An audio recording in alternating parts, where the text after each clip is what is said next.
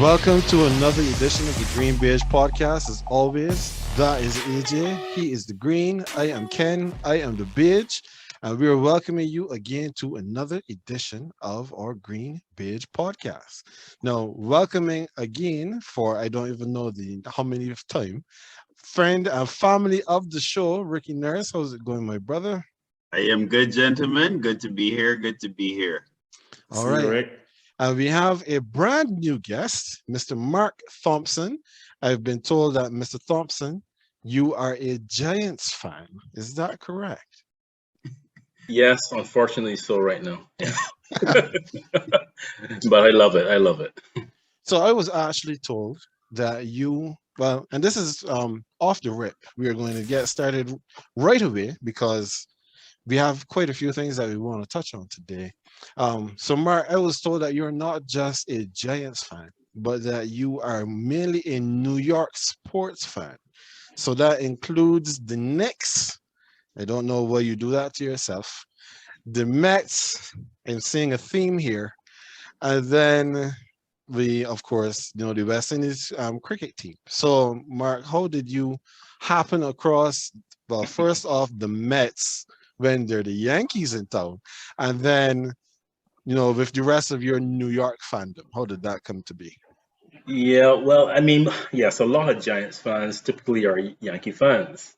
But there are some that are Mets fans, depending on when you came to the table. So, like in 1984, I went up to New York to study. And I lived and I studied in New York for 7 years, between 84 to 91. So the Mets won the championship in 1986. Right? So also the Giants won in 1986 and 1990. So when I first came to New York, I had some familiarity with football, Joe Montana and the 49ers and all that. And then I started getting football. I mean, you couldn't help it.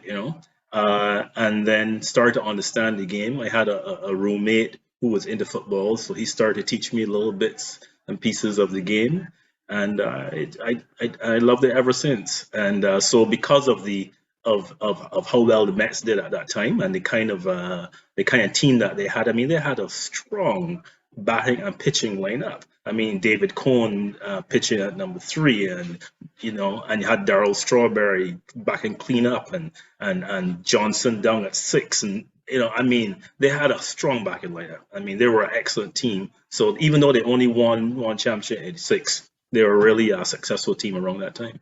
Yeah. Okay, I understand. So AJ, I've noticed a theme before our two esteemed guests. Both of them have studied in New York, and somehow they came out on the opposite sides of the coin. Indeed. Yeah, it's interesting. I like it, though. It's an interesting dynamic, though. Very much so. And these are our two resident draft experts. This week's episode is called Looking Ahead. And that is what we're going to do because not too long ago, just within the last 2 weeks, we had the NFL Combine.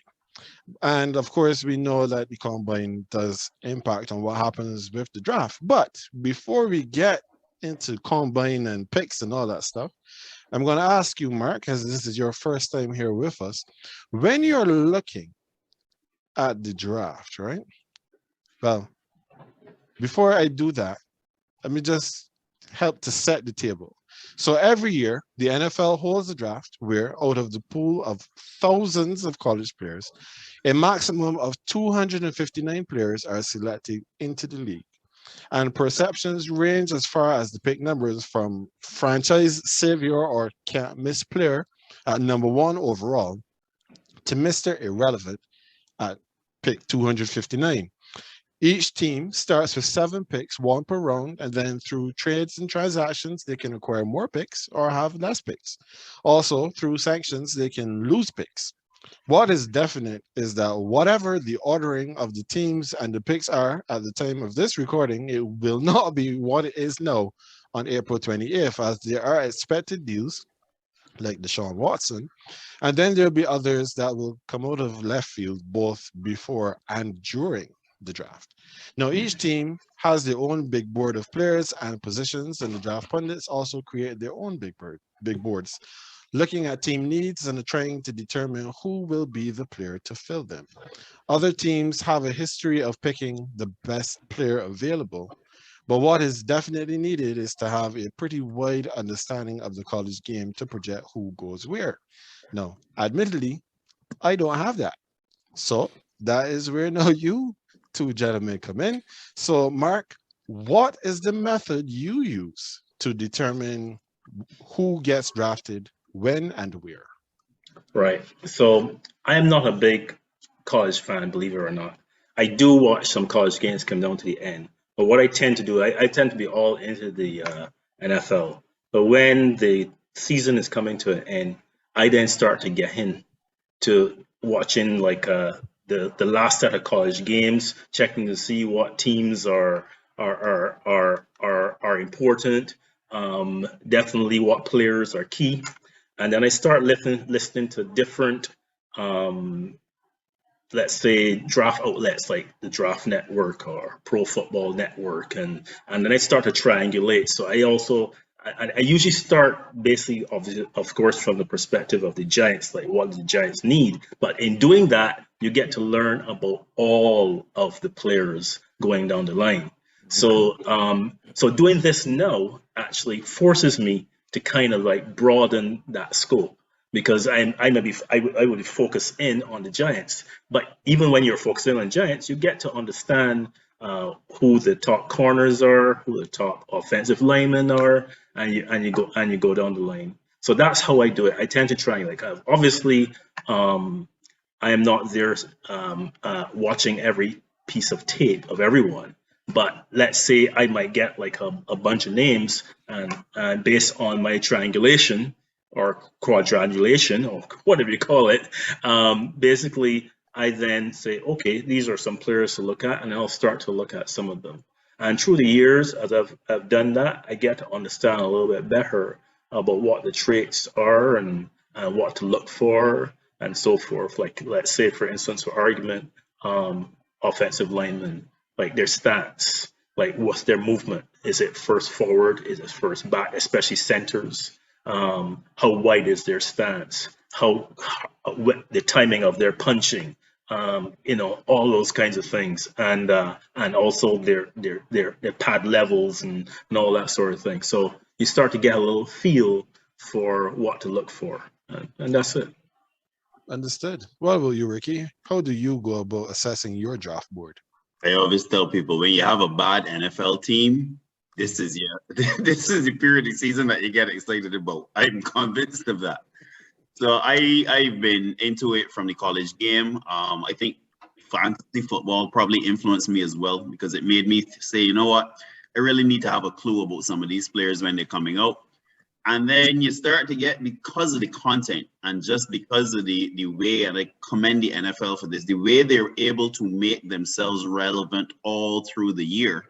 I then start to consume so much content that I became like, all right, let me start to filter this out. Let me not just be listening to this for the sake of this name.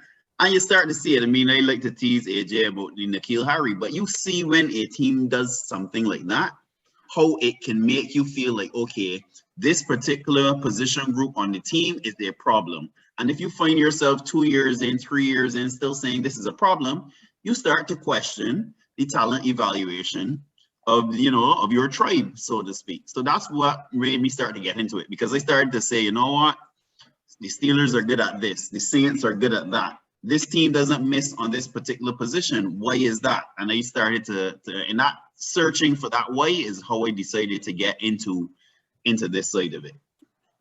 Understood. Well, like I said, I don't get to watch a lot of the college games, so I really don't know, except for the names that you hear all of the time. I don't know who these guys are coming out of college. But similar to what you said, Mark, that is how I kind of approach the draft. Like, I'll look at the Saints and I'll be like, okay, so the Saints have a deficiency at X position, and they also don't have any money, because that is the annual cry of the Saints, that we don't have any money. So then I'm looking to say, okay, well, maybe we need to get, like, we just lost our starting free safety.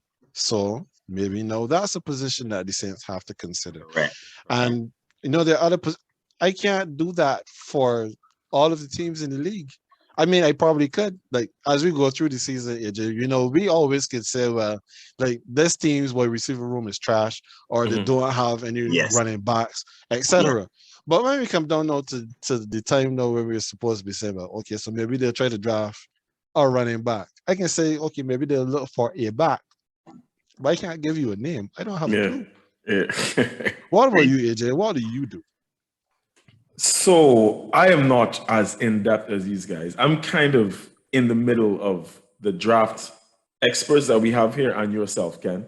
I would take in a few games here and there, but my knowledge of the players, I would say, comes it's like a mixture of taking in a few games, especially closer to the end of the college season, and some bowl games here and there, and um, not just the draft outlets, but the football outlets, but the Yeah. draft outlets as well, especially when it comes down to that business end of the off season, right?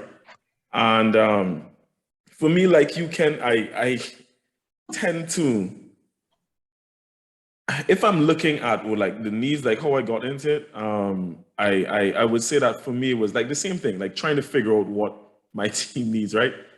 However, we all know we all know that when it comes to the draft, I've lost a lot of faith in the past. So for me, I tend not to focus on our drafting itself, especially when it comes to offensive players, I should say. I just kind of leave it be, and then I'll complain afterwards. But in the grand scheme of things, I just try to get a bit more in tune, like a bit more informed on a few players.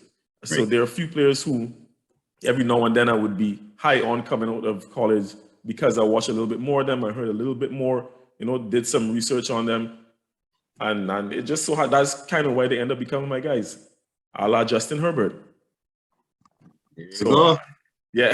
So, yeah, just stuff like that. So I would love to one day get to these guys' level, but I'm still working on it. And I feel like I need my team to be better at drafting before I can and have that basis before I can get to that level. But that's another story for another day. Let's move on rather sharply. But that's some Before good you insight, say, though, guys.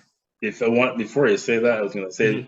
that the you said your team needs to get better at drafting before you can get better. Well, I can tell you because my team has been so bad at drafting, that's probably why I'm more into it. Because the team has been really bad at drafting. Oh my God. And for a long time too. A long time. No, Longer than people think. it's fair. Ricky mentioned N'Keal Harry, right? Because we were on the call that night when that young fellow was drafted, and I was not pleased whatsoever.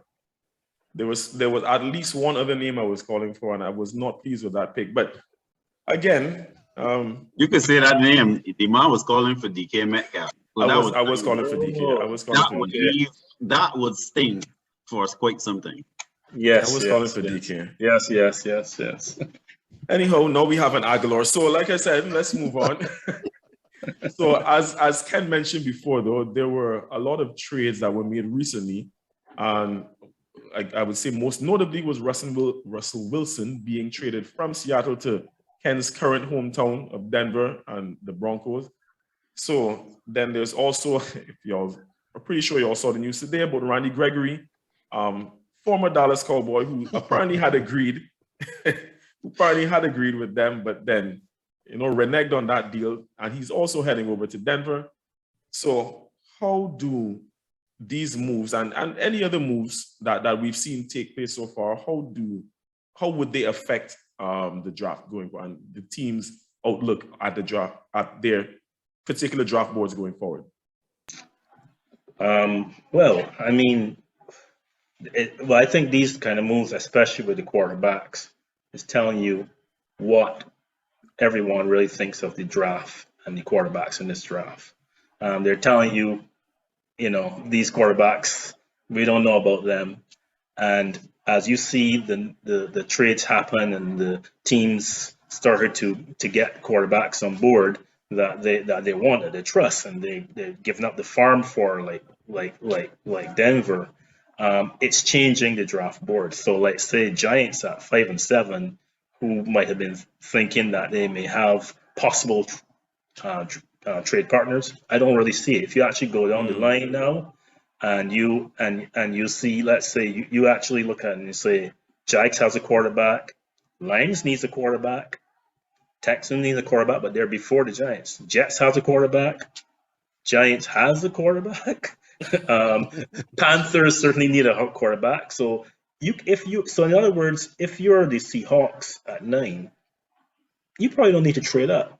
You can probably stay right there and get your quarterback. In fact, because the Commanders have done what they've done, but people say they might still trade for one. Even someone like the Saints, if they want to get a quarterback, can wait at 18, stand pat, and see what happens. So I'm not sure you're going to see a lot of movement. I could be wrong, but I don't think so. Yeah. Interesting. All right, what about you, Rick?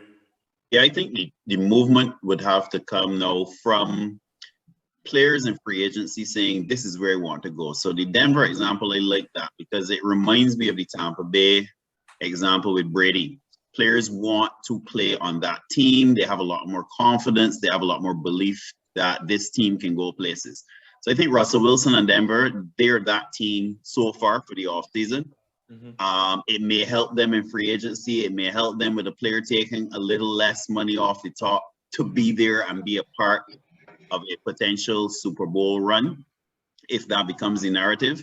So I think that's where they help the teams, but at the end of the day, those teams still have to plug holes via the draft. But I do support the thinking that the Randy Gregory move tells me that there's a lot more confidence going on as it relates to the Denver Broncos with Russell Wilson in town.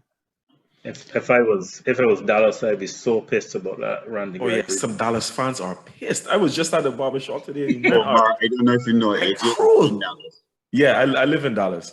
Yes. Oh, you live in Dallas? Okay. Yeah. I mean, you have to be because you got the best two guys right now. One man in Denver and one in Dallas. Best players to be.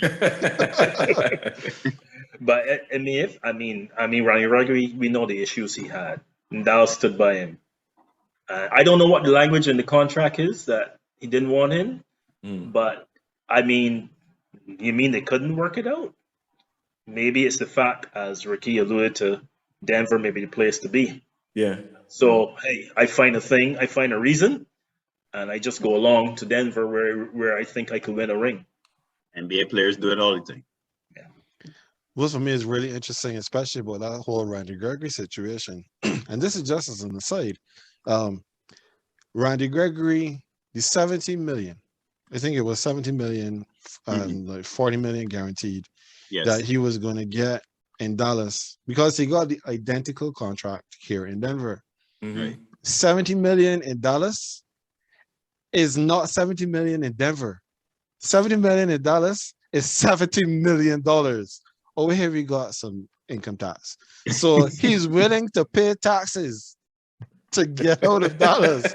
So that is something that that's actually a very, very salient point. Yeah, he's willing to pay taxes to get out of Dallas to come to Denver. So I mean that I guess is a feather in the cap of the Broncos. But as you were mentioning, Mark, when I look at the trades that have happened so far and the trades that we know are going to come as well, yes, the quarterbacks in this current draft, I've been hearing that pretty much all season long, that the quarterbacks in this draft are not considered to be the creme de la creme. They're not supposed to be that good. They're going to be good players, but they're not going to be considered to be like, you're not forecasting them to be Pro Bowlers. You're not forecasting them to be Hall of Famers. Like what we were hearing season? With Trevor Lawrence, who was the can't miss quarterback. Right. So now we're looking at these youngsters, and it happens every draft season though. We have players whose names we have not heard, and then all of a sudden the media starts to push them, and even though there are no first round talent in the quarterback pool, sooner or later somebody is going to be considered to be the first overall pick of this draft. It happens every year. And then it's likely that there's also going to be somebody a la Justin Fields who was touted to be a decent player or a good player, or maybe even one of the best quarterbacks in the draft. And then all of a sudden, he's done absolutely nothing but sit at his house and wait for the draft to come, and you didn't see him sliding down these boards. I honestly, because I don't pay enough attention, I guess, to the draft process, that's why it is difficult then for me to say like how fair it is. I just think that when you have analysts whose job is to analyze, but they do less analysis and more picking on feeling, like what I'm doing, and that affects the guy's draft stock, it bothers me. I don't know how it is for you guys. Yeah, I would tend to agree. I think the challenge is the machinery behind this process. There's so many livelihoods, there's so many networks, so much content creators vested in this, that the machine is what keeps it alive. Because again, even in preparing for this show, I was able to go on to some, to some YouTube channels of individuals just like us that have their other day jobs, but they are making a livelihood now out of just focusing on this. I'm not even talking Max Shea and Mel Kiper level, no. But because people are so interested in any little bit of information they can get on talent, and if it can translate into something positive for their teams, the machinery now has made this a lot more relevant than it ever was. I even laughed the other day when they said they're going to move from Indianapolis and they're going to decide where they're going to have it. I said, you know what? The NFL realized how big this is. They can now package this, and the same way the Super Bowl travels, and they sell it to a city and all the bells and whistles come with it, and they sell it to sponsors, they can now do it for this process. So the nuance and the intricacies of the process, I agree with you, Ken. I think it's very flawed, but the machinery, I believe, is going to make sure that it continues to live a good life, because too many people making money now off of this process alone. Yeah, it's yeah, for sure. I mean, everybody's got their own agenda, right? But I mean, like moving the combine, a lot of people are not in favor of moving the combine from Indianapolis. They probably, I suspect they will get one more year, but it will move because it just has to move, because you're going to give every city a chance to do it. I mean, Indianapolis, the quaintness of it, that you could walk from one part of town to the next part of town, and you don't have to get in a taxi or anything like that. And you get, so the two vying for it was what, Dallas, and I don't remember the other place, Dallas and someplace else.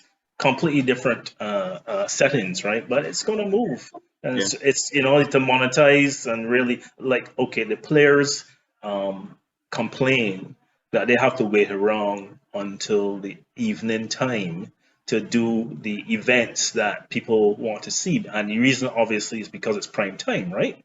But I mean, so you have a gap between when the players are doing the interviews and all sorts of other things and the time when they actually have to perform. And they don't like it.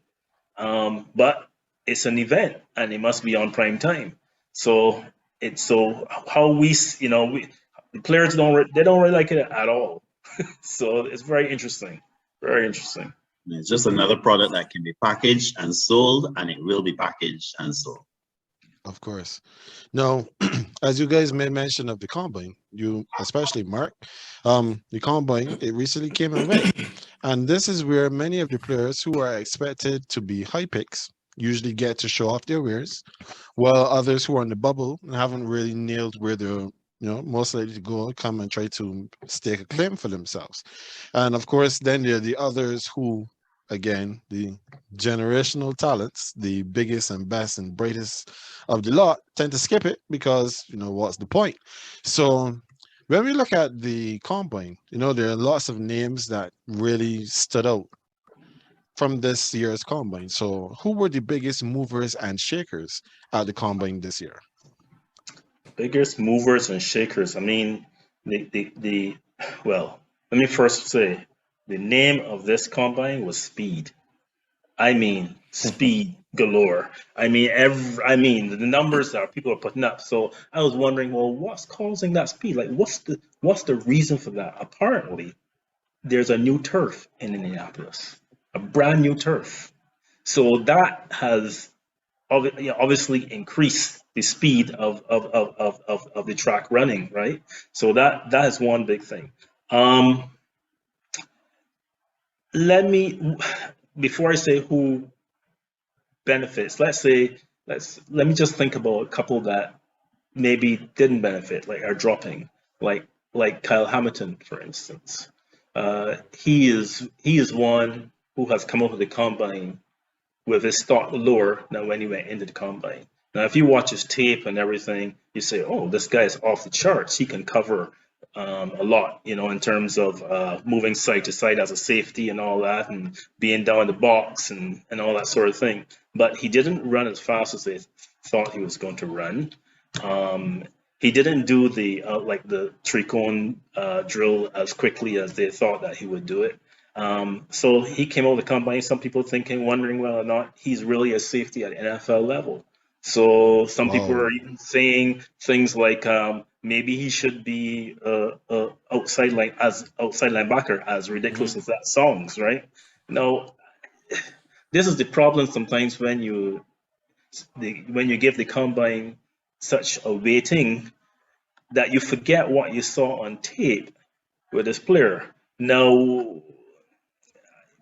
that doesn't mean that the drills are irrelevant, but it just might mean there may be some particular reason why. I mean, obviously, let's say, for instance, if you are offensive lineman or defensive lineman and you run a fast 40 meter, dash, is that really relevant? 40 yards, sorry, in their case. Is that really relevant? No, maybe the 10-yard split is relevant. The 40-yard split is irrelevant, really, quite frankly. Who the hell is running down the field for 40 yards? I mean, nobody's doing that. So you have to really sort of pick out and see, what drills and what part of the drills are really important for some, for edge rushers, running around. I call it the figure 8, where you run around the two circles and the bend and how low you get when you drop and you don't lose your footing and that sort of thing. That's really important for edge rusher coming around the end, trying to run around a tackle or anything of that nature. So things like that, I think, are more important. But say the corners, a lot of the corners, there's people like what's his name? I got his name written down here. It's a cornerback. Liam, I think it's in games with a Liam. Oh, Kyer Elam. He came out of the combine, a little more noticeable. Trayvon Walker, edge rusher. He came over the combine. He tested off the charts. He came over the combine a little more noticeable.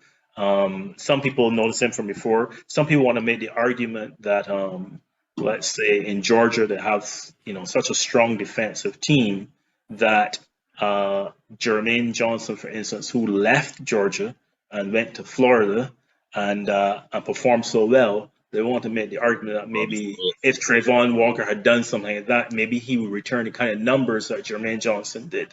So a lot of these things are projection, because you don't really know, you get to a point is projection.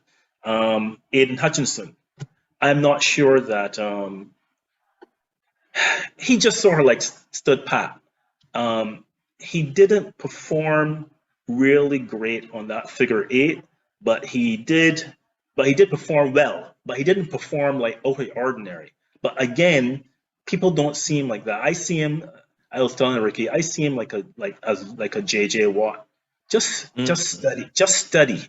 Like, I mean, nothing really flashy, but work so hard and so relentless that that he's just going to get it done. And eventually that will work for a time, because he doesn't have the natural physical traits of, let's say, a Thibodeau. But but for sure he's going to be very consistent and so forth. So you're going to know what you want coming out of the draft. Thibodeau, there's a big question mark with him. I would say naturally he's the most gifted edge rusher in the draft for sure, in my opinion, anyway. But there's lots of talk about him thinking that he's arrived. Right? There's a lot of talk about that. And what shocked me was that he was making a comparison to an existing NFL player, and he made a comparison to Jadeveon Clowney. And I'm thinking to myself, that's like the worst comparison you could possibly make. because Jadeveon Clowney had all these questions about him in the draft. It was he better than Khalil Mack? Khalil better than him? And you can see from Jadeveon Clowney's career, he's never really lived up to that billing. So Thibodeau is really, really naturally gifted and good. Mm-hmm. But the question is whether he's going to take the coaching and whether he's going to perform at a level that you think that he could reach. Will he reach his potential? So those are some thoughts about some people in the draft. Yeah. Okay. What about you, Ricky? Who caught you coming out of the combine? One, Trayvon Walker, Georgia for sure. Trevor Penning, offensive tackle, definitely moving up. I'm sure of it. Got that nastiness that a lot of teams like in a position that a lot of teams need. I think there's a young man, Christian Watson. Not only did he test well, but he also performed well at Pro Bowl. He was one of the shining stars of the Pro Bowl. Running back. Senior Bowl, you mean? Senior Bowl, sorry. Running back, Damian Pierce out of Florida, tested well and did well at the Senior Bowl as well. So those are some that came to mind in terms of players that not, the brand name players that you expect. We expected Garrett Wilson to run fast, and he did. We expected Chris Olave to run fast, and he did. But those are the kind of ones that I look at, because those are the ones, like what you were saying earlier, Ken, that may move up the board, or they may be a third round player that moves into the second round on the basis of that. So yeah, I would go with those. What I will note though is that neither of us mentioned the quarterback, and I wanted to ask you all about that. It's been years that we've come into something like this and not mentioned the quarterback. Even if you listen to the content that's out there, whether it's the major networks, whether it's people in the YouTube space, they're not dedicating content to quarterbacks. I always know, because when I see a prompt appear on my phone and I look at the headline, it is always a defensive star, an offensive tackle, or Breece Hall, or one of the wide receivers. Nobody puts together content analyzing these quarterbacks, and that alone speaks volumes. I did have a question I wanted to ask you guys about that, though. So y'all said he did, well, you, Ricky, said that you did like some of the more unknown names, right? However, I want to ask about a known name, and he is a QB, because I've been seeing reports. Now, I did not watch the combine.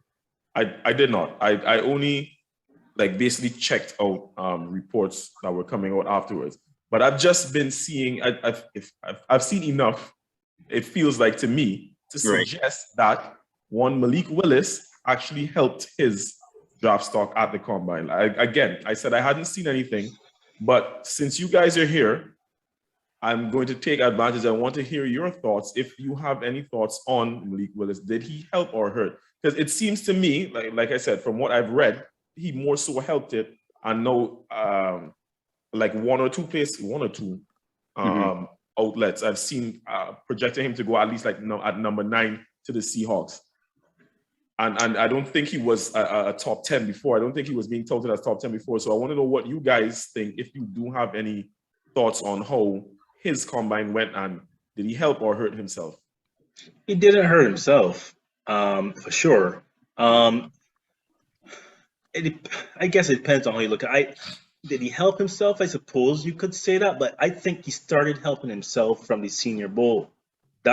So when he came into the combine, he already had a little bit of momentum coming into the combine.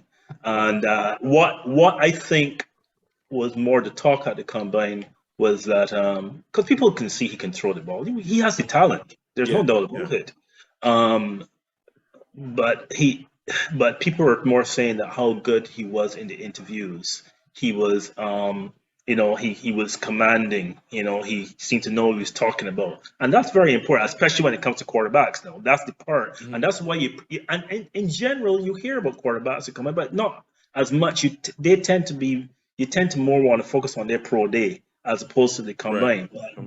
But that was what was happening with him, and a lot of good, positive talk about him. So I suppose, in a sense, he raised his stock in the combine because of the interview part.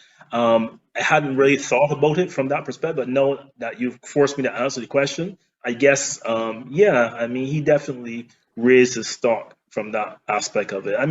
But at the end of the day, the quarterback, it comes, besides the arm talent, it's going to come down to between here. And when I saw him, and the thing is in the Senior Bowl, people tend to put more emphasis on the practice sessions than the actual game. So he was more impressive in the practices. Now, when I watch the game, and I still think the game is important. So because it's happening right there and then, right? And when I watch the actual game, I was not as impressed, in my opinion. I still see somebody who, if he can't get it, he's going to take off and run the ball. That's how I see it. Now, that doesn't mean that it must remain that way, but it means that he's a kind of a project at the end of the day. Okay. That's what it is. They have two quarterbacks, in my opinion, that probably fit that are more ready than anybody else. Pickett and the other name I'm going to mention. A lot of people are not mentioning him, but I think he's actually good. It's Desmond Ridder.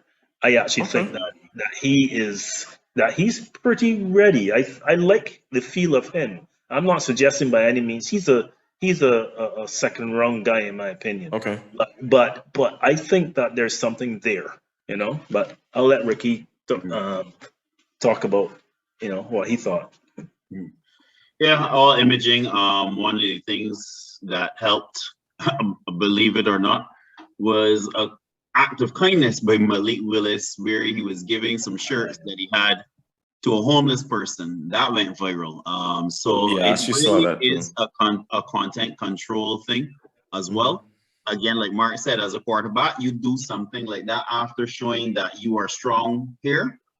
That stuff goes viral now. So I always look at it from the marketing perspective as well, because I'm like, yeah, some of these guys already are playing the game better than anyone ever did before. So I would give him that, and like everything else, they may all be projects right now, but some of them are learning the game better than others right now. Yeah. All right. So yeah, so that was the combine. Yeah. The underwear Olympics, as they say, But the guy Jordan, what's his name? Jordan. What's Jordan's last name? The DT, defensive tackle. Davis? Jordan Davis. Right, Davis. Yeah. The guy is like 340 pounds, and he's running a sub 5 40-yard dash. It's crazy. 6'7" or whatever he is. That's crazy athleticism. Crazy. Agreed. So now, after we've completed the combine, now we then look towards the draft. So for the draft, we have the Jaguars, who are picking first for the second year in a row. We have, which is definitely not good. Then we have a team like the Jets, who have 9 picks in total and 4 in the first 2 rounds. So let's take a walk through the draft. Let's play GMs who are making some picks. So AJ, I'll let you introduce the first pick. All right, guys. So right now we have the Jaguars on the clock, and I guess we're gonna hear each of your picks. So, with the number one pick in the 2022 NFL Draft, you have the Jacksonville Jaguars selecting who at number one? I am not even wasting any time. I am running up and I am taking Aiden Hutchinson. I'm going edge. I mean, they franchise Cam Robinson. They already did a move for another significant O-line player. Brandon Sheriff So of Washington. Brandon Sheriff. I think they're going edge. Because of the questions of Thibodeau, I think that they are going to play it safe and go with Hutchinson. That's what I think. What about you, Rick? Yeah, agreed. That one. All right. And now with the number 2 overall pick in the 2022 NFL Draft, the Detroit Lions are on the clock. And who do you have them picking, Ricky? Well, if I had a cup of Dan Campbell coffee right now, I would be just as charged up and erratic as he is. The Detroit Lions were the second worst team in the NFL in pressure rate, only behind the Atlanta Falcons. Therefore, last year they used their picks to select Penei Sewell and Amon-Ra St. Brown. They dealt with the offensive side. This year I have them going edge as well, so double-edged sword to start a draft. Kayvon Thibodeau, despite all of the talk, I think he will have, and Mark talked about this, I think he will have a pro day. A player that is that arrogant and that full of himself, he must have a plan in terms of his pro day to shine and move right back up the board. So I'm predicting that his pro day will leave the scouts salivating, and I have Kayvon Thibodeau, University of Oregon Ducks, going to the Detroit Lions, pick number 2. All right. Over to you, AJ. So Mark, that's you at number 2. Not Jacksonville Jaguars. Sorry, the Detroit Lions. We're at number 2, and they're on the clock. So Mark, who's your pick for the Lions at number 2? No, I just did the Lions. So Mark can do Houston. Oh, so we just alternating? Okay. Yeah, alternating picks. I'm sorry. So number 3. I'm sorry. So it's the Houston Texans. Yeah. All right. So the Texans are now on the clock. And another top 5 pick for the Texans. Mark, who do you have going to the Texans at number 3? Yeah, the Texans need everything. So the Texans can take anybody or anything. I mean, they need offensive tackle, they need edge, but given that the 2 top edge guys are off, and there's a little fall off after that, I am going to go with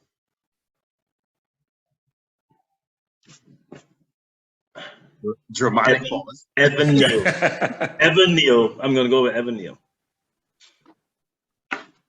And the reason why I'm going with Evan Neal is because of his position versatility. He's played both left and right tackle. He even played left guard. And given the needs of the Texans, I say let's give them as much flexibility as possible. Let me get Evan Neal. Okay. All right. So now, Ricky, your Jets are on the clock. And as I said, they have 4 picks in the first 2 rounds of this draft. So with the Jets' first pick in the 2022 draft, the Jets are selecting. Yep. This one gonna have me. If this plays out like this on the night, it can be in my feelings for sure. My head is telling me that the Jets are going to still go with an edge because they need it, and pass rush is a key part of what Robert Saleh wants to do. I agree that the best 2 are gone, but I suspect the Jets may tell themselves, look, I still need an edge rusher. And if you go based on the tea leaves, I think Jermaine Johnson out of Florida State would be the 3rd in the pecking order. One can argue they don't need to take him at 4, but one can also argue if you don't take him at 4, you need an edge to create a pass rush. You may not get him at 10. So I've got Jermaine Johnson, edge from Florida State, going to the New York Jets at number 4. All right. So now we're at the blue half of New York. Yeah. Here we go, Mark. These are your boys. Well, look at Number this. 5 pick in the 2022 Look at draft. how this happened. Look how Iquanu, look how Icky just fell into my lap. I am going to take him. I'm not even taking a call. I'm just gonna get there and forget it. I need O-line so badly is ridiculous. I have one starter. I need to do a Kansas City Chiefs. Get 4 new starters. So we just free agency. We just brought in a couple. We actually brought in 3 O-linemen, but 2 most likely could start. One is certainly definitely going to start. So I need a tackle. I'm getting Iquanu. Okay. So now, Ricky, on the clock at number 6 right now is the Carolina Panthers. Now, you know the Carolina Panthers, they are actively shopping for a quarterback. So what happens with the Panthers at number 6? Yes, my prediction on the night, April 28th, this will not be the Panthers. This will be the Houston Texans, because the Panthers would have mortgaged some of their future to get one Deshaun Watson. So my prediction is that we pick number 6 on that night. This is the Houston Texans selecting one Kyle Hamilton, safety, University of Notre Dame. Okay. Well, you know, the Texans, they just lost their safety, Eric Reed. He is, I'm trying to remember where they said he was going, but I know he's definitely out of the Lone Star State for sure. Correct. More reason why I think if this trade happens and the Texans get Carolina's first round pick, that they go with Hamilton at safety. Okay. Yeah, that's a good one. That's a good one. I think Texans are going to, the Panthers are going to win that Deshaun Watson race. I think so. Interesting. All right. So Mark, your New York Football Giants are back at number 7 with the 7th pick that they acquired in a trade with the Bears, a trade with the Bears. So who you have going at number 7, Mark? Well, that trade was so sweet. I'm just going to go run up and I'm going to get my sauce. I'm going to get Sauce Gardner, the first corner off the board. And that's who I'm taking. Sauce Gardner. I don't even know that name, honestly. Matt Gardner from Cincinnati. Cincinnati, okay. Yeah, cornerback. Nice. Sauce Gardner. No, I'm not gonna lie. If you guys were to start calling the names of players or people from Sesame Street, I would not know the difference. But that's okay. I appreciate the insight though. So now, back in my division, the Atlanta Falcons, they are currently sitting at number 8. So Ricky, the Falcons are on the clock. Who are they picking? Like I said earlier, 2 of the worst teams in pressure rate in the league are the Detroit Lions and the Atlanta Falcons. So this one should be fairly easy. From the same state, Trayvon Walker, edge, Georgia Bulldogs, stays in Georgia to play for the Atlanta Falcons. And Lord knows the Falcons need it. All right, so where we at? Number 9 now. And all right, so I know we have the Seahawks in this position at 9. Due to that Russell Wilson trade, they acquired this pick from the Denver Broncos. So Mark, we're at the Seahawks are on the clock. Who do you have them taking at number 9? Yeah, this is a difficult one because you have a situation where you have a 70-year-old coach, even though he's quite sprightly as a 70-year-old coach. But you have a 70-year-old coach. Literally, they just let Russell Wilson go. It's like starting all over again. And I'm thinking, is he really going to start all over again? And I'm not hearing that they're in anybody's sweepstakes to get anybody. So it makes it very interesting. So I'm going to take a project. I'm going to take Malik Willis. That's what I'm going to take. Wow. Man was skin up my whole sheet thing.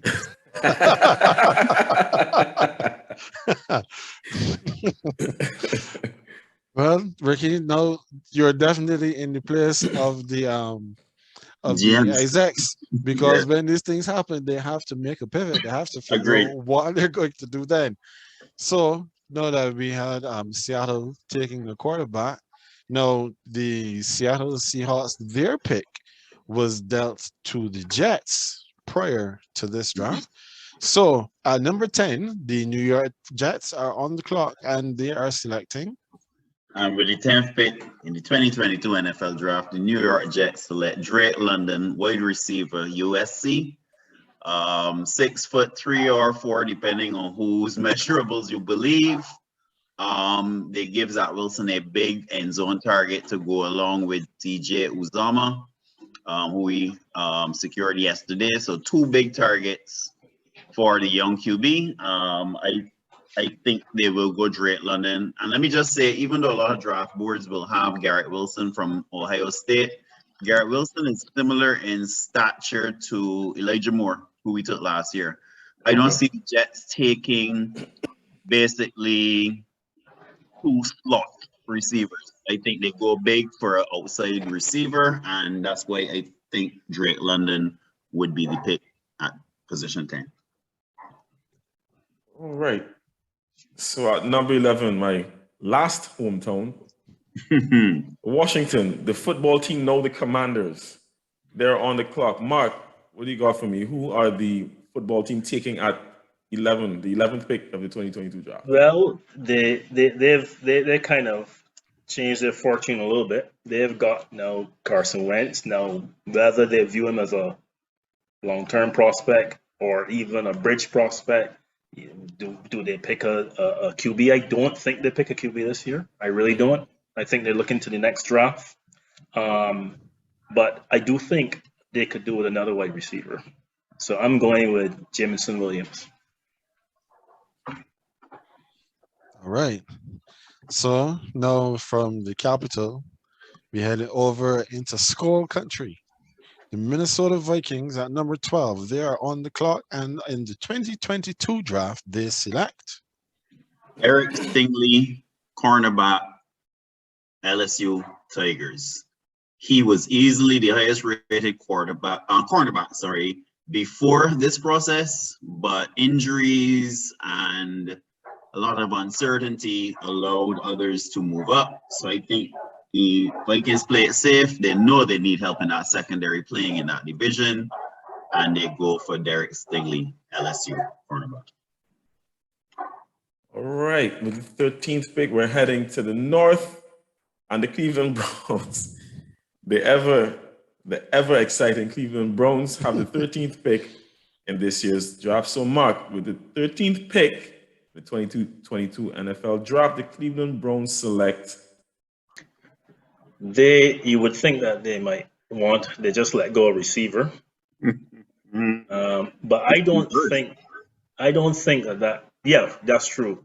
But I think there are, they franchise, the other, Njoku, that's his name, right? Yeah, Njoku. Tight end. Yeah, the tight end. So I am thinking, though, that they need to pair up with what's his name, Garrett. So I'm going with David Ajabo, edge from Michigan. A lot of defensive players come off of this board. Yeah, boy. Yeah, this draft rich in edge and rich in offensive linemen. Yeah, Absolutely. Yep. All right, so staying in the north, now we move to the team that was expected to be the best team in the division, and they kind of fell off the cliff. So the Baltimore Ravens are selecting at 14, and Ricky, they are selecting. They're selecting Devontae Wyatt, another one of these Georgia Bulldogs defensive players. This is very much a Ravens type pick, where your defense got murdered last season, so you start to work on it. You get Marcus Williams from the Saints today, and then you go right back at it again with Devontae Wyatt, Georgia. Very, very good player. He is one that when you watch, you will see. He's one I think will become a pro's pro. Very, very good defensive player. All right, and at number 15, so another one of my hometowns, Philadelphia, the first of their multiple first-round picks. This one acquired through a trade with the Miami Dolphins. So at 15, Mark, Mr. Thompson, who do you have the Eagles taking with the 15th pick? Andrew Booth. They need a cornerback. They need cornerback badly.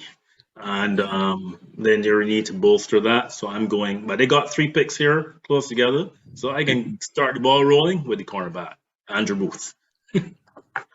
Well, you said they have 3 picks close together. They have 2 picks back to back because 16, they're right back there again. So, Ricky, who do they pick with the pick that they got, the 16th pick from the Indianapolis Colts? University of Arkansas wide receiver Treylon Burks. Reason being, they have 2 undersized wide receivers right now in Jalen Reagor and Devontae Smith. They need, again, Jalen Hurts will need a large target to go to. Can't only look towards his tight end all the time. So Treylon Burks, wide receiver, Arkansas. Right. Ooh. At number 17, heading out west, team that barely missed out on the playoffs because of a coach's timeout. It's the LA Chargers. They have the 17th pick. So, Mark, we're back at you. Who are the LA Chargers taking with the 17th pick in the 2022 draft? Right. So I'm trying to remember, and you might have to help me, Ricky. Did the Chargers not pick up free agency O-lineman already? No, they did not. They did not pick up an O-lineman. I thought that they did. I don't know why I thought. O-lineman? Well, okay. Wait, let me see. No, I'm not. Yeah, I wasn't sure. You're coming to mind. They had cornerback. Yeah, but they need an O-lineman. They need cornerback, and They had 2 defensive players. They got Jackson from the Patriots. Yes, cornerback. Yeah, so I remember that. Corner, yeah, that's probably they didn't. So they don't need that. So I was thinking it's either going to be O-lineman or interior defensive lineman is where I'm going. They do need help on the O-line, but it's more tackle that they need. And so I am really, really thinking about Penning or Cross or Jordan Davis. So I am going to go with, and the way how they run their offense, I'm going to go with Charles Cross. Very good. That was the correct answer, sir. All right, Ricky. So now, my New Orleans Saints are on the clock at number 18. Now, I actually disagree with you in terms of the sweepstakes for Deshaun Watson, because I actually believe that my Saints, and I heard it reported as well, that my Saints currently are sitting in the box seat to get Deshaun. So you're in the driver's seat, sir, or the passenger seat? But there are 2 seats in the front of the vehicle. Well, from what I've been hearing, that we are in the driver's seat, that we are ahead of the Carolina Panthers. You know the price of gas going up all over the world, sir, and you don't got enough gas money? No, the problem is that I have enough futures that I can trade. I just don't have the futures that I can give away at this point in time will help me to catch up where the gas is concerned. But anyhow, there, as we are going according to your board, you had the Deshaun Watson going to Carolina. Right. Who are the Saints picking at number 18? This one was a challenge for me because the Saints are one of those teams that have a lot of talent. So when I started to see when I saw the missing safety today, I was tempted, but I couldn't find someone that would be justified with the Saints taking them in this position. So since this particular player is falling down the board and I still know it's a need for the Saints, I'm going to go with Garrett Wilson, wide receiver, the Ohio State University. Tested well. Some pundits have him as the best rated wide receiver of this class. And we know that the Saints cannot find themselves in a position saying we are one receiver short again. So I'm Correct. going with Garrett Wilson, wide receiver, Ohio State.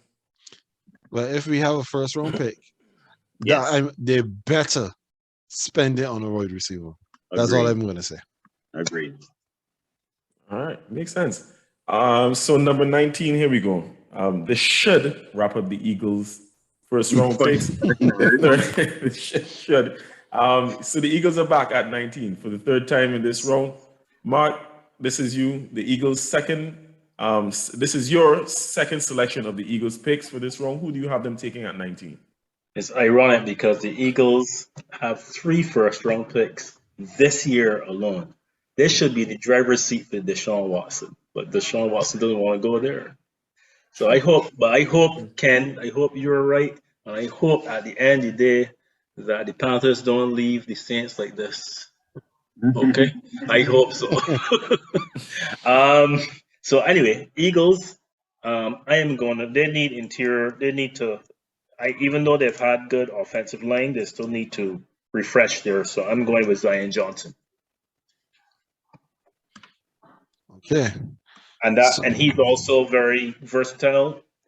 Kelsey, he's coming back for a year, but he may leave next year. This guy can play center as well, so I'm going to go with him.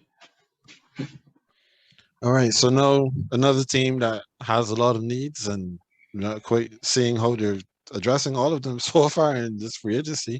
The Pittsburgh Steelers. Pittsburgh Steelers are picking at number 20, and with the 20th pick of the 2022 NFL Draft, the Pittsburgh Steelers select Kenny Pickett, quarterback, University of Pittsburgh. The stars align. University of Pittsburgh, his name is Pickett. He should be the pick. And they need a mobile quarterback based on what Coach Tomlin has said. He provides them with that mobility. That's an interesting pick for sure. It is. All right. No, this is where I am most interested. Right? Mark Kennedy to give me something good here because I know that this team needs a lot. You know it too. We all know it, right? My Patriots are at 21. I feel like this is the highest we've drafted in a while, boy. Moving around. I know, right? I know. But with the 21st pick in this year's draft, Mark, let me hear who you have my Pats taking with our first pick in 2022. Well, I mean, Jackson is gone. So, I mean, you need a corner for sure, but you just created another hole by trading, what's his face, Shaq Mason, your guard, for a 5th round pick. When did that happen? I didn't even know that happened. Just happened. Shaq Mason gone to, who is it, for a 5th rounder too. I'm like shocked. A 5th rounder? I am totally shocked. It was who is it? Oh shoot. Is it Denver? I think it's Denver. No. Yeah, Mason was traded to the Buccaneers. Buccaneers. There you go. Buccaneers and Buccaneers definitely need guard because Marpet has retired, and then one of the guys signing someplace else. So Alex Kappa just went to. Yeah. So I'm thinking to myself, 5th round pick. Okay, all right. Anyway, but having said that, I'm given how Bill does things, I'm going with Trent McDuffie, cornerback, out of Washington. Okay. Cornerback, yeah, he's good. No, don't get me wrong. I'm taking your word on it. I know this is a position that we need. You say we just lost one, but don't forget we also just let go Stephon Gilmore as well. So we are very thin in the position. So I take that point. It makes sense to me. Yeah. All right. So now we have the Las Vegas Raiders. Las Vegas Raiders are on the clock at number 22. And with the 22nd pick of the NFL draft, the Las Vegas Raiders select offensive lineman Kenyon Green, Texas A&M. One of my sleepers in this draft. Lord knows they need it. I know the Raiders have this obsession with going wide receiver. A lot of pundits are thinking, well, they just go back to wide receiver again. But in that division, with all that the Chargers have done and the Broncos have done, I think the Raiders go back to fixing the trenches first. And this draft is deep enough in wide receiver talent that they can get a good receiver in the second round. All right. That seemingly makes sense. It does. So we're at 23. And that's the Arizona Cardinals. So, Mark, the Cardinals are on the board for the first time tonight. Who do you have them selecting with the 23rd overall pick in the 2022 NFL Draft? They need corner. They need edge. They also need running back as well. Are their main needs, I would say. Maybe even a tight end for that matter. But this is way too early for tight ends in this draft. Way too early. I am going edge, and I'm between George Karlaftis and Boye Mafe. I think Boye Mafe is sort of moving up the board. I'm going to go with him. I like his traits. Boye Mafe. You like him too, Ricky? He's from where? He's from Minnesota. Minnesota? Okay. Yeah, good. That was Arizona, right? Yep. Yes, it was. So now we're over to AJ's hometown, his current hometown, seeing as though, he's been doing a complete tour of the NFC East. The Dallas Cowboys, with the 24th pick of the 2022 draft, they select Bernard Raymond, Central Michigan. They got to fix that offensive line. One of the funny things about the NFL is that the Dallas line has been eroding. Obviously, Zeke and the run game, they're getting all the blame. But the line has been eroding. I believe Lyle Collins could be released the next day or two because we're not able to find a trade partner there. So they have to address that offensive line. I think this one he didn't test well at the combine, but again, come back to the example Mark gave earlier. He looks good on film, and this is the rumor that keeps being stuck to Dallas to the first round. So they have to address the offensive line. Interesting that you gone with him. He's good. He's good. I got him. Yeah, he's good. But there's somebody who hasn't been picked yet. If you've been going there or not. Well, let me see if you will. So we're at 25 now. We're back in my division. So the now two-time defending AFC East champs, the Buffalo Bills, they're on the clock and they have the 25th pick. So, Mark, where are the Bills going? What direction do the Bills go with their first pick in this draft? Right. The Bills are in a bit of a they don't O-line hasn't really been something that, but I think it's kind of a sneaky need for them because they might let Darrell Williams go, the right tackle. I'm not sure what's happening there.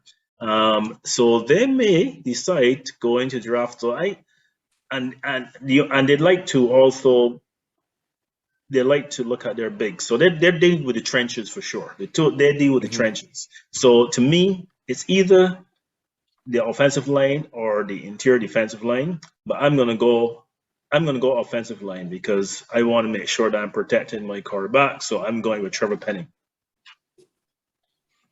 Nasty. Yeah. Yeah, surprised that he fell this far, but yeah, that fits them. That fits their DNA. All right, so now with the 26th pick, we have the two-time number one seed of the AFC who have not advanced any further than where they started. So with the 26th pick, the Tennessee Titans are selecting Tyler Linderbaum, center. Another team that needs to address the offensive line. Another team that was exposed in playoff time because of offensive line issues. So I think they address that starting in the middle and trying to work out. Okay. All right. And we're at number 27, and the team that was ousted from the top The Bucks, who we didn't even get to touch on, well, not in any great deal, but they now have a quarterback. They know they've gotten back a quarterback for this season. So, Mark, does that change their draft? And if so, who are they taking with the 27th pick? Absolutely changes their draft because, I mean, even though they do need offensive line, I am not going to go here offensive line. I am really they actually lack another wide receiver down the stretch, so I am going to go with Chris Olive, Ohio State. Huh? Let's say here, you know. You like that one? Yeah, Chris Olave fits them. Let's also remember that they have a situation where Chris Godwin is out with an injury that could cost him 4 to 6 weeks of the season.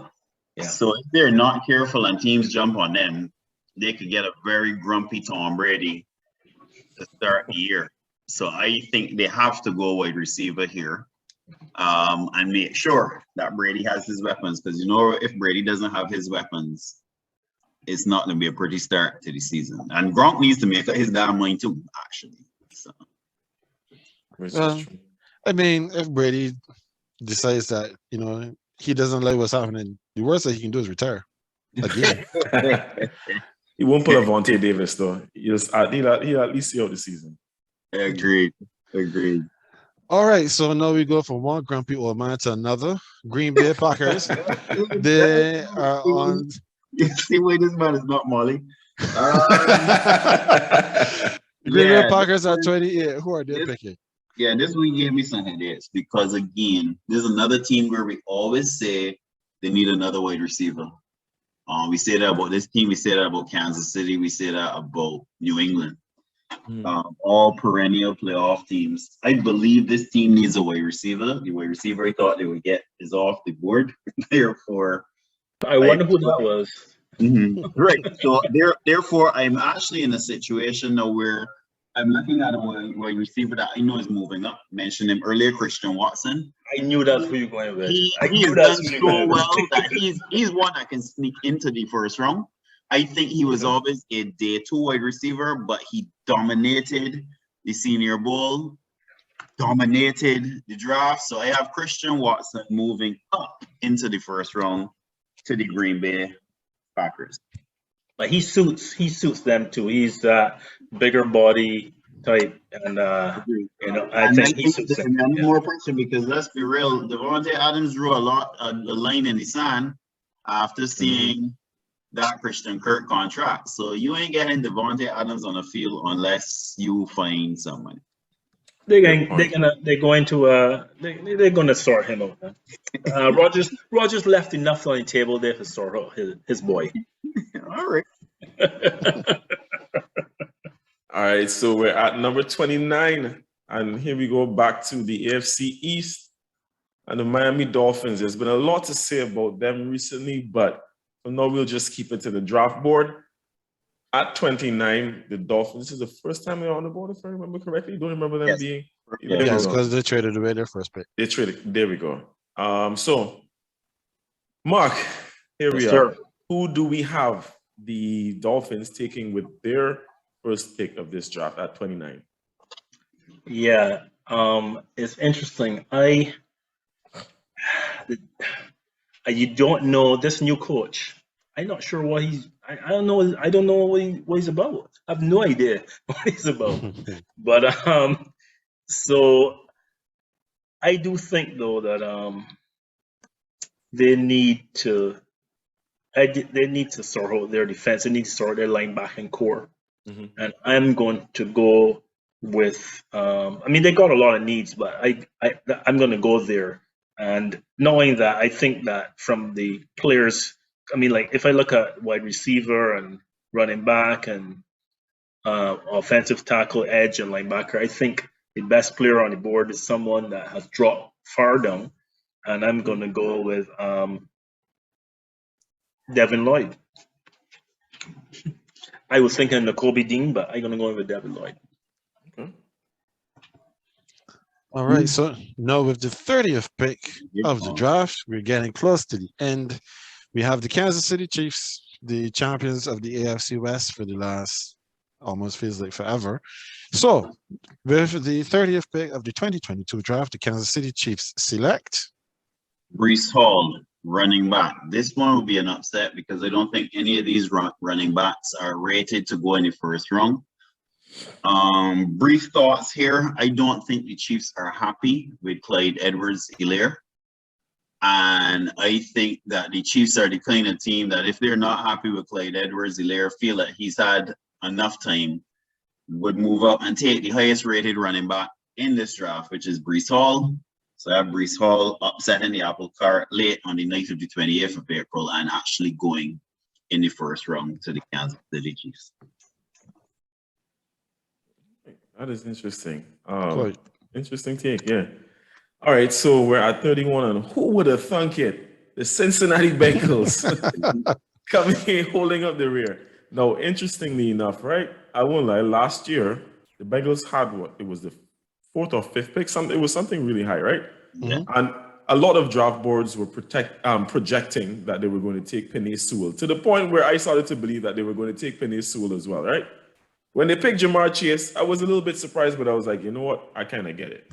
And that was a common theme last year with, reuniting college buddies. So, right. Now the Bengals, obviously, they still have some other needs. So, Mark, where do you have them going with their first pick of this draft at number 31?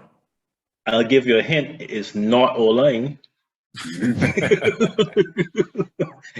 But I think they can get what they need a little further down. But I'm going to go with Kyer Elam, cornerback. They definitely need to shore up their secondary. They need to get rid of that fellow who was once a giant. Sugar apple. The apple of your eye. Sugar apple strength. Listen, these men roast Eli Apple for consecutive weeks on this show during the playoffs. I don't care. He deserve it. He deserve it. Oh boy, he is something. He was something else when he was. Oh, he's something. But no, else. no, Mark, if you take Sauce Gardner, used to resign Eli Apple, so you have apple sauce.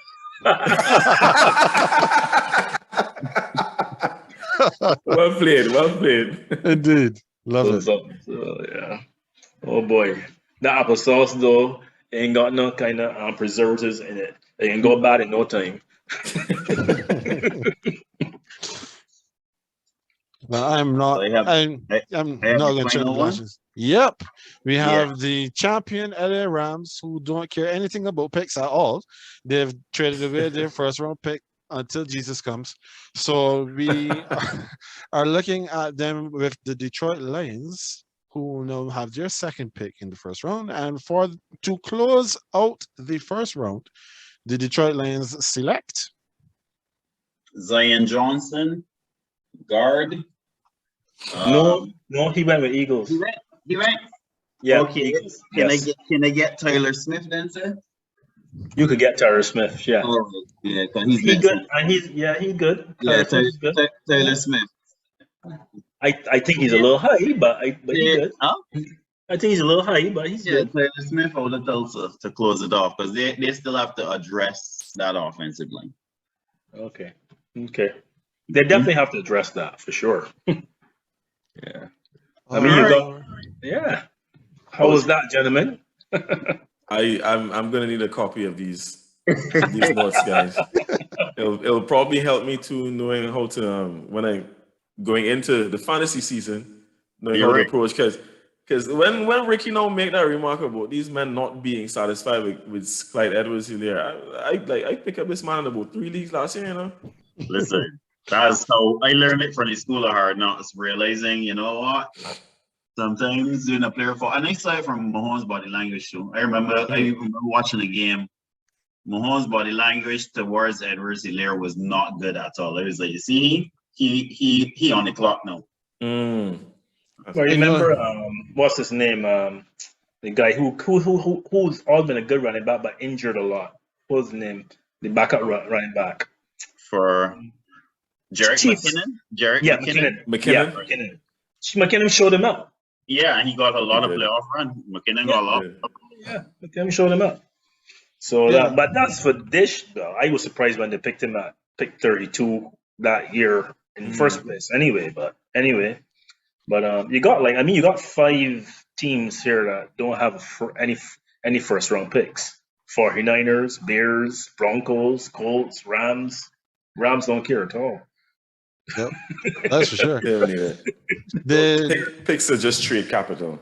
Exactly. They give away the farm, and then they won the big one. So that's all they care about. Exactly. Rick, Ken, before I feel I need to mention this right now, right?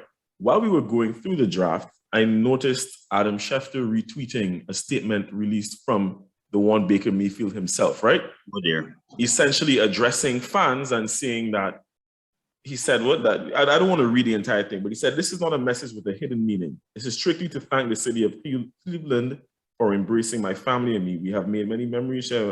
Essentially, he said, "I have no clue what happens next," which is the meaning silence I've had during the duration of this process.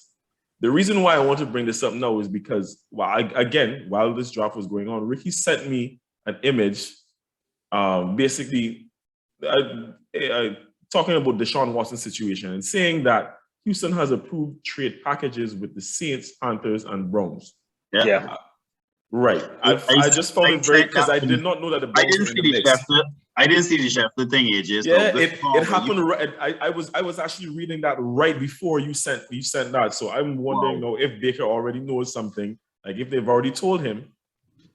That is just an interesting development. If it happens, Justin Marvel will feel like a king, because Justin told me 2 days ago that he feel that the Browns can get him and that they can get rid of Baker for Watson. And I told him that he need to stop drinking so early in the week.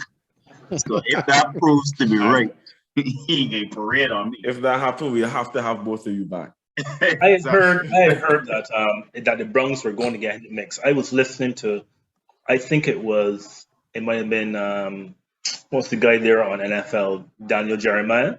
I think I heard him say something about, well, they're not in the mix, but they should be in the mix or something like that effect. So I guess they got, and then I heard they were in the mix. So when I hear that, so now based on what you're saying, it's very possible because the Browns have a good team. The irony though, if you ever hear Ken and AJ go back and forth on Baker Mayfield, he's easily one of the most polarizing quarterbacks on this show last season. Easily. I don't even know if there's a quarterback that was more polarizing over the course of the season than him. So that would tell you. It was definitely him, but I feel like them polar caps melting on my side. Well, once he becomes irrelevant, hey. Listen, once OBJ went on to show what he did at the Rams, the Baker defenders just was lay down their weapons and said, "All right, that's it." It was happening over time for me, but you know what was I heard one quote that essentially summed up Baker, that after that I had no, this wasn't from Ken, but it was either ESPN, one of the other major outlets. But someone said that the issue with Baker is not that his ceiling is low, but is that his floor is not level. When I heard that, I was like, architect, Mark, you could appreciate that one. I'm like, you know what? I don't even know how to retort. Like that makes perfect sense, because that is essentially what the issue is. Because we spent so much time debating on how high his ceiling is, how good he can be, but the reality is that I'm just not consistent enough. So yeah, and then he tried to throw the head coach under the bus with the play calling. And when you see your QB going that route, after the same head coach was lauded the year before, I knew something was up, because Danny wrote to go, Baker. Danny wrote to go. I would have rather Baker said, "Look, I was carrying an injury that nobody knew, and you might buy another year if that were the case, you know." But I don't know where he was going to buy that year from, because as long as Deshaun Watson is available, he will have to be shopping in some other supermarket in some other city. No, I feel good to see that the Saints are in the mix still, but it is until I hear for sure that Deshaun Watson is coming to the Saints, I'm going to be cautiously optimistic. I am still keeping in the back of my mind that Jameis Winston is most likely going to be my starting quarterback because it really can't be anybody else. Now, I believe that is a great spot for us to land this week's episode for the GreenBaje podcast. Of course, as you guys have made your picks, I'm very interested to see what happens. I know there are others out there who may be hearing and listening and watching and consider themselves to be draft experts as well. So please send us your picks as well, because then that will actually give me a reason to watch the first round of the draft. Because generally speaking, I don't watch it. I just wait to see what the breakdown is the next day. So we want to definitely thank you, Mark, for your insight, for coming on with us today and sharing with us your process and how you perceive the draft to go for the first round. Ricky, as always, it's a pleasure to have you. We will definitely have you guys back right after the draft so that we can then recap and see exactly what happened, who did what, who made what trades. AJ will probably be complaining again about Bill and whoever he picked. I'm hoping I don't have a first round pick. That's all I'm going to say. That would be a good Yeah, that's all I'm going to say about that at this point. So, AJ, you said this week you're going to have an accurate or not that's coming back this Friday? Yes, sir. There's been a little more activity, and it's been related to some discussions that we've had, whether on the show or even in one of our chats. But I've been formulating a list, so I actually have something for this week. Alrighty, perfect. Most likely that might be over the weekend though, and not on Friday. Okay. Probably on Sunday. Yeah. Okay, no problem. And of course, last week we did mention that we were most likely going to go live when I had made mention of the Tom Brady has the best resume in sports. But with Brady now returning, his resume is incomplete. Therefore, we will have to shelve that for the time being. We have plenty of time to get into that down the road. Indeed. So thank you everyone for being with us again for another edition of the GreenBaje podcast. As always, that is AJ. He is the Green. I am Ken. I am the Beige. And we will see you next time.